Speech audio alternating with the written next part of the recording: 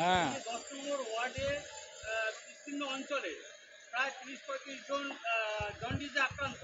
সেইখানে দাঁড়িয়ে পৌরসভা কী কী পদক্ষেপ গ্রহণ করেছে? প্রথমে আমি একটা জিনিস পরিষ্কার করতে চাই যে এটা আমাদের কাছে যে খবর সেটা সেপ্টেম্বর মাস থেকে শুরু হয়েছে।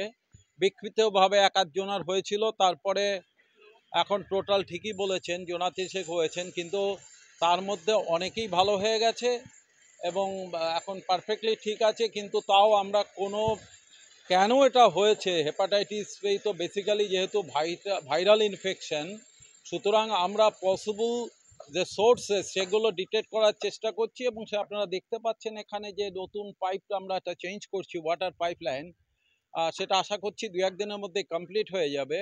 এবং এছাড়া আমরা 5টা জায়গা থেকে ওয়াটার স্যাম্পল নিয়েছি, যেটা রিপোর্ট আমরা পেলে পরই আমরা যদি আরও স্পেসিফিক কোনো মেজার নিতে হয় সেটাও নেব। আমাদের ক্যাম্প আমরা চালু করেছি, ক্যাম্প চলছে, ডাক্তাররা আছেন, আপনারা এখন গেলেও দেখতে পারবেন।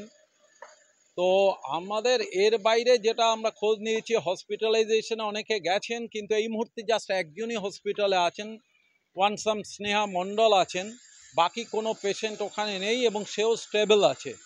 আমরা আশা করছি যে খুব শীঘ্রই এগুলো অ্যারেস্ট করে ফেলবো এবং যা কিছু হয়েছে একটা কেসও যাতে কোনো কিছু খারাপ না হয় সে ব্যাপারে আমাদের দৃষ্টি আছে এবং আমাদের ডিস্ট্রিক্ট হেলথ অথরিটি আমাদেরকে বিভিন্নভাবে হেল্প করছেন।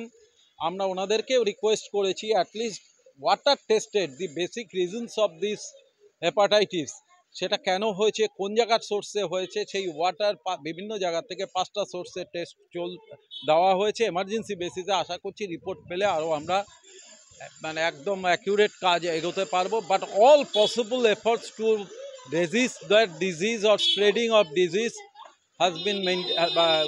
has been maintaining by us.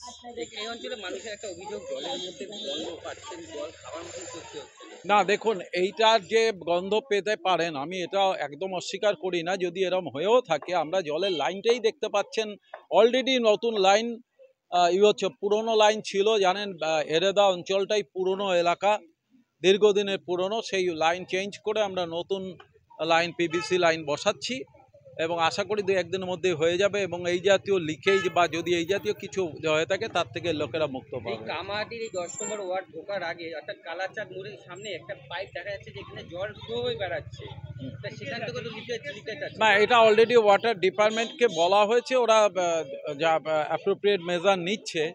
আর একটা কথা আপনাদের জানাই যে দেখুন, যে কোনো কাজ করলে এটা তো কনজাস্টেড এরিয়া, কাজ চলছে, এরকম হচ্ছে, কিন্তু এটা ঠিক যে আমাদের মিউনিসিপ্যালিটি অ্যাজ এ হোল আমাদের নজর আছে এবং we have been trying desperately to improve the situation. এর আগেও 29 নম্বর ওয়ার্ডে এই জলের থেকে একটা পেট খারাপের প্রবলেম দেখা যাচ্ছে একইভাবে, এবং আপনারাও সেখানে দেখেছেন যে আমাদের মিউনিসিপ্যালিটির পক্ষ থেকে ক্যাম্প খুলে আমরা কিভাবে দাঁড়িয়ে থেকে মিউনিসিপ্যালিটির গাড়িতে করে সেই পেশেন্টদের আমরা আমাদের Sagar Dutta medical college of medicine and Sagar Dutta হসপিটালে আমরা পাঠিয়েছি এবং ওরাও আমাদের সাথে সহযোগিতা করেছে।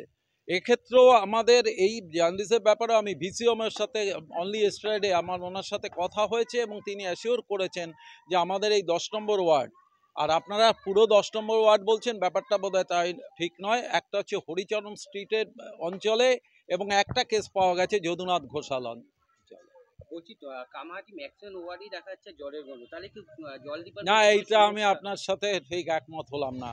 গন্ডগোল কোথাও থাকতেই পারে, সেটা লিকেজের জন্য হোক বা অন্য কোনো কারণে হোক, কিন্তু সমস্ত জায়গায় গন্ডগোল এটা বোধহয় একটু বেশি বলা হবে।